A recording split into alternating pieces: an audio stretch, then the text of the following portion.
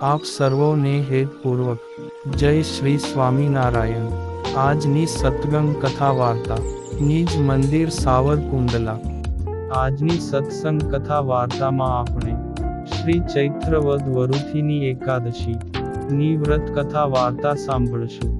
યુધિષ્ઠિર રાજા પૂછે છે કે, હે વસુદેવના પુત્ર શ્રી કૃષ્ણ, તમને નમસ્કાર કરીને પૂછું છું કે ચૈત્ર મહિનામાં કૃષ્ણ પક્ષને વિશે કયા નામની એકાદશી થાય છે?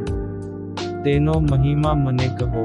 ત્યારે ભગવાન શ્રી કૃષ્ણ બોલ્યા કે, હે યુધિષ્ઠિર રાજા, ચૈત્ર મહિનાના કૃષ્ણ પક્ષની વરુથીની નામે એકાદશી આલોક તથા પરલોકને વિશે સૌભાગ્ય દેનારી છે.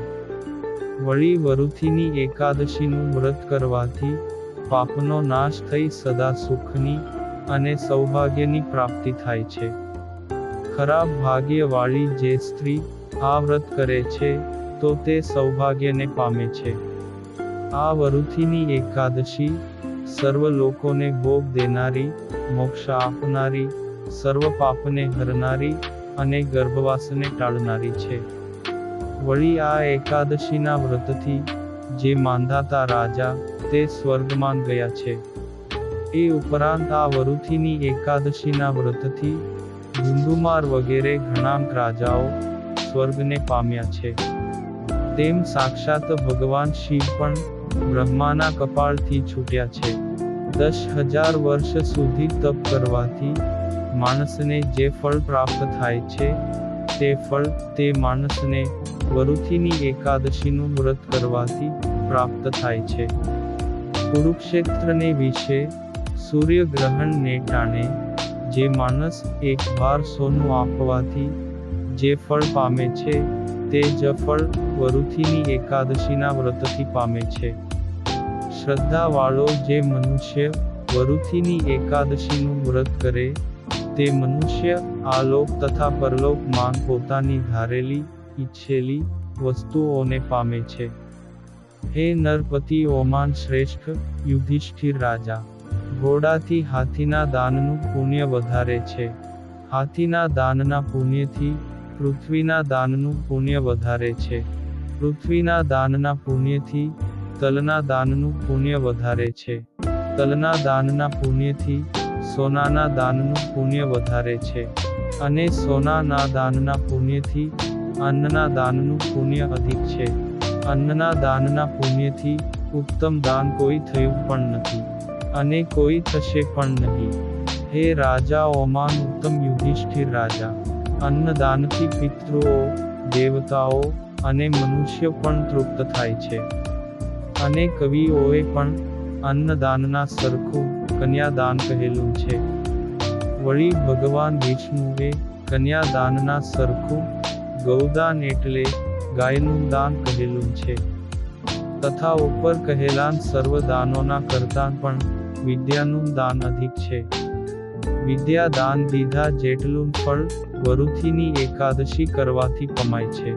પાપ કરવામાં મોહવાળા અર્થાત પાપ કરવામાં પ્રીતિવાળા જે મનુષ્યો જ્યાં સુધી સર્વ પ્રાણીઓનો પ્રલય થાય ત્યાં સુધી નરકની અંદર પડ્યા રહે છે. માટે સઘળા યત્ને કરીને પણ કન્યાનું ધન લેવું નહીં.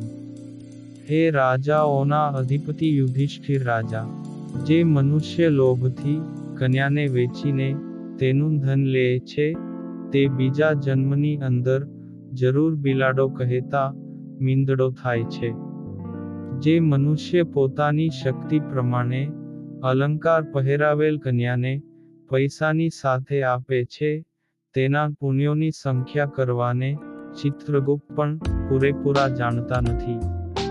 વળી પોતાની શક્તિ પ્રમાણે અલંકાર પહેરાવી કન્યાને પૈસા સાથે આપનારો જે ફળ પ્રાપ્ત કરે છે તે ફળ માટે વરુથીની એકાદશીનું વ્રત કરનારા વૈષ્ણવોએ દશમને દિવસે કાંસુ, માંસ, મસૂરનું અન્ન, દાળ, ચણા, કોદરા ધાન્ય, શાક, મધુ, પારકાનું અન્ન ખાવું, ફરીને બીજી વાર ભોજન કરવું તથા મૈથુન એટલે સ્ત્રી સંગ કરવો.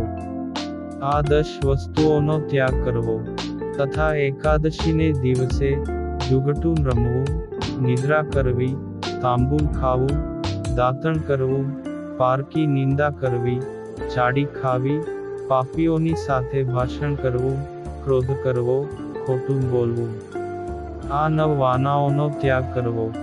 હે યુધિષ્ઠિર રાજા, બારસને દિવસે કાંસુ, માંસ, મદ્ય, ખોટું બોલવું, કસરત કરવી, મહેનત કરવી, ફરી પાછું બીજી વાર જમવું, મૈથુન એટલે સ્ત્રી સંગ કરવો, ક્ષૌર એટલે હજામત કરાવવું, તેલ ખાવું અને પારકું અન્ન ખાવું, આ 11 વસ્તુઓનો ત્યાગ કરવો. આ પ્રમાણે વિધિપૂર્વક જે વરુથીની એકાદશી કરે છે તેના સર્વ પાપોનો ક્ષય થાય છે અને અંતે વરુથીની એકાદશી ના પ્રભાવથી અક્ષય ગતિને પામે છે. આ વરુથીની એકાદશીને દિવસે રાતના જાગરણે કરીને જેઓએ વિષ્ણુને પૂજેલા છે તેઓ સર્વ પાપોમાંથી મુક્ત થઈને અંતે ઉત્તમ ગતિને પામે છે. તેથી હે ધર્મરાજા, સૂર્યપુત્ર યમ રાજાથી ડરનારા અને પાપોથી ડરનારા મનુષ્યોએ પૂર્ણ યત્નોથી આ વરુથીની એકાદશી કરવી. હે રાજા યુધિષ્ઠિર, આ વરુથીની એકાદશીના પાઠ કરવાથી અને સાંભળવાથી હજારો ગાયો દીધાનું ફળ પ્રાપ્ત થાય છે તથા આ એકાદશીને કરવાથી સર્વ પ્રકારના પાપોમાંથી મુક્ત થઈને અંતે વિષ્ણુ લોકમાં જાય છે.